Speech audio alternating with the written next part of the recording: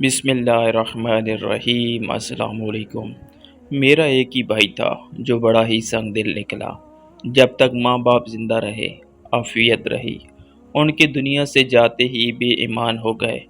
ابا نے بہت چاہا تھا کہ لاڈلا بیٹا پڑھ لکھ جائے، مگر وہ 7ویں سے آگے پڑھ کر نہ دیا۔ اس نے بری سوسائٹی اپنائی اور نشے کا عادی ہو گیا۔ نو عمری میں نشہ کرنے کی وجہ سے وہ کہیں کا نہیں رہا۔ والد بیچارے دن بھر مزدوری کرتے، تب کہیں گھر کا خرچہ چلتا تھا۔ بھائی ایوب کو ابا کی محنت کی کمائی کے ضائع ہونے کا بھی احساس نہ تھا۔ وہ جب گھر آتا، ماں سے رقم طلب کرتا اور نہ ملتی تو دنگا فساد کرتا اور مار پیٹ پر اتر آتا۔ ماں کی بالیاں، میری چاندی کی چوڑیاں، میرے جہیز کے لیے رکھے ہوئے برتن، کپڑے، سلائی مشین تک اس کے نشے کی نظر ہو گئے۔ مگر یہ ایسا دوزخ تھا جو بھرتا ہی نہ تھا۔ ماں باپ غم میں گھل گھل کر مر گئے، مگر یہ آگ ایسی تھی کہ بجھتی نہ تھی۔ میں اب کلی طور پر بھائی کے رحم و کرم پر رہ گئی تھی۔ اماں نے میرے بیاہ کے لیے پائی جوڑ کر جو کچھ بنایا تھا، بھائی نے نشے سے بھرے سگریٹ کی کش لے کر پھونک ڈالا۔ اب گھر میں پکانے کا برتن رہا نہ چارپائی بستر رہے، گھر نہ توا اور انگیٹھی تک نہ رہی، آخر پونجی بھی میں رہ گئی تھی۔ تو بھائی نے اس کو بھی ٹھکانے لگانے کا ارادہ کر دیا۔ وہ شخص سے اپنا نشہ پورا کرنے کا سامان خریدتا تھا۔ وہ ادھیر عمر کا بد خصلت اور بد کماش آدمی تھا، تبھی کوئی اس کو رشتہ نہ دیتا تھا۔ ایوب اس کی عادات سے خوب واقف تھا، لیکن اس کو اس بات سے کیا غرض کہ اس کی بہن کی آئندہ زندگی میں کوئی سکھ ملے گا یا نہیں۔ اسے تو اپنے غرض پوری کرنی تھی۔ جب قرض بڑھ چڑھ گیا اور نشہ پانی کو پھوٹی کوڑی نہ رہی، تو بھائی نے اس آدمی سے ایک عجیب سودا کر لیا، نشے کے بدلے بہن کا سودا۔ ایوب نے ملنگے کو کہا کہ تم مجھے ہیروین دیا کرو، میں تمہارا نکاح اپنی بہن سے کروا دیتا ہوں۔ نکاح سے پہلے ملنگا ایک بار ہمارے گھر آیا۔ بھائی خود اس کو گھر لایا تھا تاکہ وہ مجھے دیکھ لے۔ میں چولہے کے پاس بیٹھی اس کی راکھ خرید رہی تھی، کیونکہ گھر میں پکانے کو کچھ بھی نہ تھا۔ ملنگے نے مجھے دیکھا اور دوسرے دن 2 آدمی لے آیا۔ ادھر ایوب بھائی نے محلے کے 2 آدمی بلائے اور میرا نکاح ہو گیا۔ نہ سہیلیاں آئی، نہ ڈھولک بجی، اور میری شادی ہو گئی۔ اس شادی کے بدلے میرے بھائی نے اس سے وعدہ لیا تھا کہ وہ روز اس کو نشہ مہیا کرے گا۔ میرا شوہر اچھا آدمی نہ تھا، مگر میں نے سوچا کہ اس کو اپنے حسن سلوک سے اچھا کر لوں گی۔ میں اکثر ایسی باتیں سناتی تھی کہ اگر بیوی اچھی ہو تو اپنے اظہار اور سیرت سے شوہر کو راہ راست پر لے سکتی ہے، مگر شوہر نے پہلے ہی دن مجھے پیر کی جوتی سمجھا اور میں اسے سر کا تاج سمجھ کر اس کی عزت کرنے لگی تاکہ وہ بھی میری عزت کرے۔ شروع میں تو ملنگی کی خوشی کا ٹھکانہ نہ تھا کہ گھر میں عورت آ گئی تھی۔ اسے بھی گھر کا سکھ دیکھنے کو ملا، گرم کھانا اور صاف ستھرے کپڑے ملنے لگے۔ وہ میرے لیے روز کبھی کباب، کبھی گرم گرم جلیبیاں لاتا اور میں دن رات اس کی خوش نودی میں مری جاتی تھی۔ رفتہ رفتہ اس کا رنگ اترنے لگا۔ جس روز نشہ زیادہ کر لیتا بہت مارتا۔ میں گھٹ گھٹ کر روتی، سسکیاں بھی دبا لیتی کہ کہیں میری آواز گھر سے باہر نہ چلی جائے۔ رو رو کر دل ہی دل میں بھائی کو کوستی، جس نے صرف اپنے نشے کے لالچ میں مجھے اس بے ضمیر انسان کے حوالے کیا تھا۔ دن جوں توں کر کے گزرتے رہے۔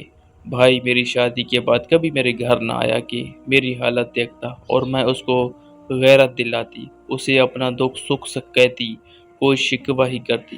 اگرچہ وہ روز شام کو ملنگے کے پاس ہیروین لینے آتا تھا، مگر اس کے خفیہ اڈے پر جہاں اس جیسے چند جواری اور نشی جمع ہوتے تھے، ایک بار اس کے اڈے پر پولیس کا چھاپا پڑ گیا۔ ملنگا اس وقت وہاں موجود نہ تھا، اس لیے اس کے ساتھی تو پکڑے گئے، مگر وہ کہیں چھپ گیا۔ پولیس اس کی تلاش میں تھی۔ ایک دن گھر کی تلاشی لینے بھی آئی۔ چند دن کی گم شدگی کے بعد ایک رات ملنگا آدھی رات کو گھر آیا اور کہنے لگا کہ میرے ایک دوست نے میری ضمانت دے دی ہے، مگر پولیس والے پھر بھی تنگ کریں گے، تم ایک کام کرو۔ اور اس نے جو کام میرے ذمہ لگایا میں اس کو بیان نہیں کر سکتی۔ مجھے اپنے کانوں پر اعتبار نہ آیا کہ یہ آدمی کتنا گھٹیا اور گرا ہوا ہے کہ بیوی جو اس کی عزت ہے اس کو برائی کے راستے لے جانے پر تیار ہے۔ میں نے اسے صاف انکار کر دیا۔ ملنگے کے گھر میں نے باعزت رہنے کے لیے ہر طرح کی اذیت برداشت کی تھی۔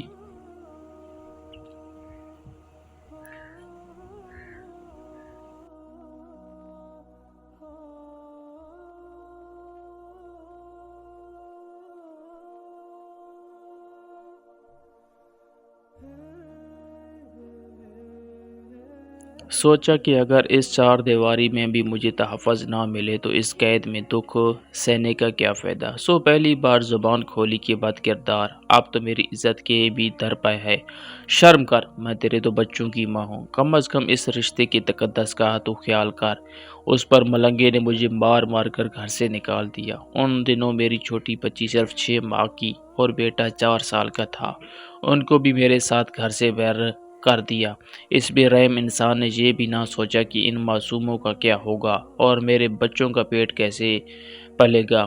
میں روتی جاتی اور سوچتی جاتی کہ اگر آج بھائی مل جائے تو اس کا گریبان پکڑ کر پوچھوں کہ کیا بھائی ایسے ہی گھر میں بہنوں کو بیاتے ہیں؟ اب بتاؤ، 2 معصوم بچوں کے ساتھ اس بھری دنیا میں کہاں جاؤں؟ میرے والد کی ایک دوست کلیم احمد ایک وکیل کے پرانے منشی تھے۔ ان کی بیٹی میری سہیلی تھی۔ میں اس کے گھر چلی گئی، رو رو کر اپنا احوال منشی چچا کو کہہ سنایا۔ انہوں نے تسلی دی اور اپنے گھر ٹھہرا لیا۔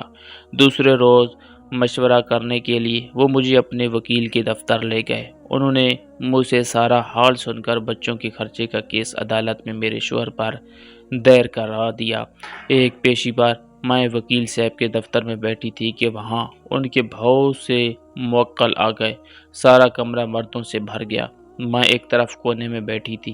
اتنے لوگ دیکھ کر گھبرا گئی۔ شرم سے اپنا منہ دوپٹے میں چھپا لیا، کیونکہ میں کبھی اس طرح اجنبی مردوں کے سامنے نہیں گئی تھی۔ ہمیشہ پردے میں گھر میں رہتی رہی تھی۔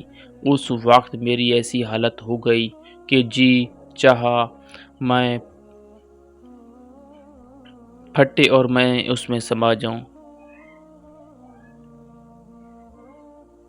وہ لوگ اپنے مسئلے پر باتیں کر کے تھوڑی دیر پہلے بعد چلے گئے، لیکن ایک آدمی بیٹھا رہا۔ وکیل صاحب نے اس کے لیے چائے منگوائی، پھر وہ کسی کام سے باہر چلے گئے۔ اب میں اور وہ اجنبی کمرے میں اکیلے رہ گئے۔ میں نظریں نیچے کیے فرش کو گھور رہی تھی۔ ماتھے پر پسینے کے قطرے آ چکے تھے۔ تبھی وہ اجنبی بولا، بی بی، میں وکیل صاحب کا رشتہ دار ہوں۔ کافی دیر سے تمہیں یہاں بیٹھے دیکھ رہا ہوں۔ یقیناً تم کسی مسئلے کے لیے آئی ہوگی، مگر پریشان دکھائی دیتی ہو۔ کیا بات ہے؟ کیا تمہارا کوئی مقدمہ ہے؟ اگر وکیل صاحب کی فیس دینے سے قاصر ہو تو بتاؤ، میں کم پیسوں میں تمہارا کام کروا دوں گا۔ میں نے ہمت کر کے بمشکل اس کو اپنا حال کہہ سنایا۔ میری کہانی سن کر بہت حیران ہوا۔ اس کے چہرے کی تاثرات سے اندازہ ہو رہا تھا کہ بہت خدا ترس انسان ہے، جس کو میری آپ بیتی سن کر دکھ ہوا ہے۔ کہنے لگا، بی بی، اگر میں ایک مشورہ دوں تو کیا تم مانو گی؟ میں شش و پنج میں پڑ گئی، جانے کیا مشورہ دیں گے۔ تب وہ کہنے لگے، تم عورت ذات ہو اور سر پر کسی محرم کا ہاتھ بھی نہیں۔ یہ کچہریاں تمہارے جیسے لوگوں کی جگہ نہیں۔ اگر تم یہ مقدمہ بازی چھوڑ دو تو میں وعدہ کرتا ہوں کہ آج کے دن سے میرے مرنے تک تمہارے تمام اخراجات میرے ذمہ ہوں گے۔ سوچ رہی تھی کہ بھلا یہ کیسے ممکن ہے؟ یہ ایک اجنبی نہ آشنا، میرے اس کا کیا رشتہ ناتا؟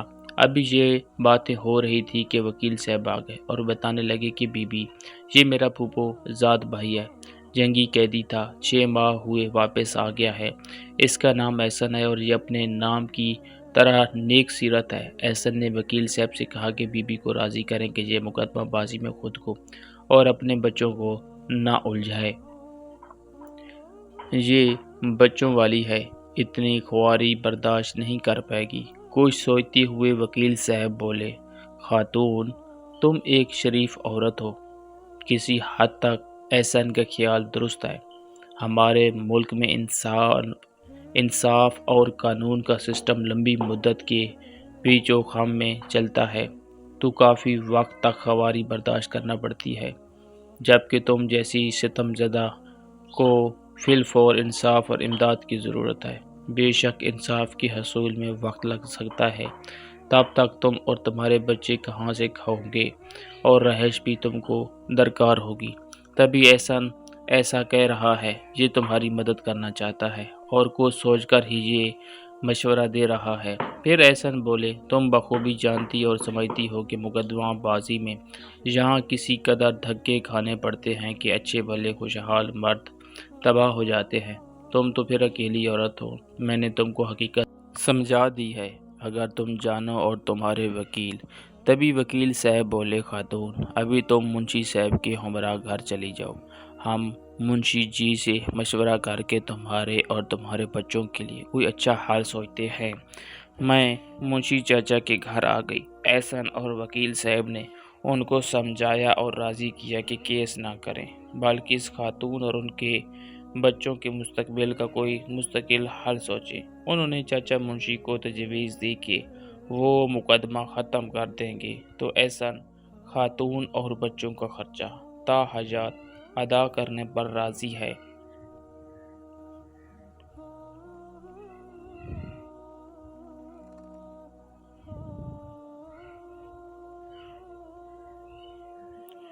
क्योंकि एहसन के बीवी बच्चे इस वक्त बांग्लादेश में मारे गए थे जब इसकी वहाँ ड्यूटी लगी हुई थी।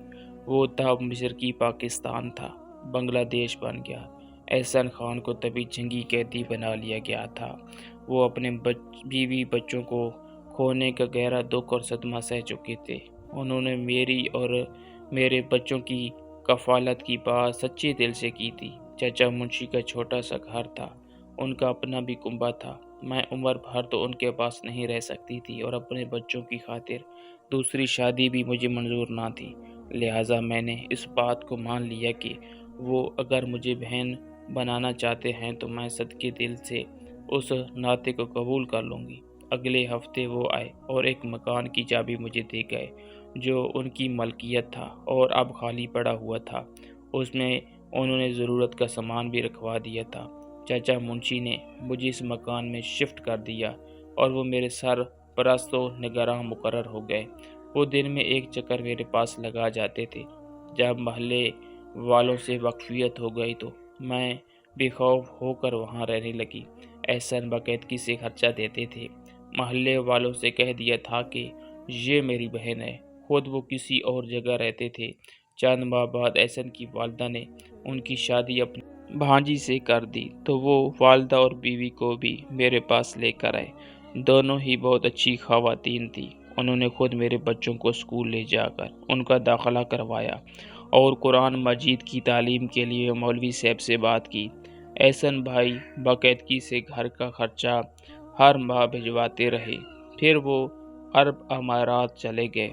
वहाँ से भी वो मुझे मुकर्रर रकम अपनी बेगम और वालदा के ज़रिए भेजते रहे, यहाँ तक कि मेरे बच्चे बड़े हो गए। मेरे बेटे को उन्होंने इंजीनियरिंग कॉलेज में दाखिला दिलवा दिया और मेरी बेटी की शादी एक अच्छे घराने में करवाई। उसे रुखसत करने वो बैरूनी मुल्क से वतन वापस आए।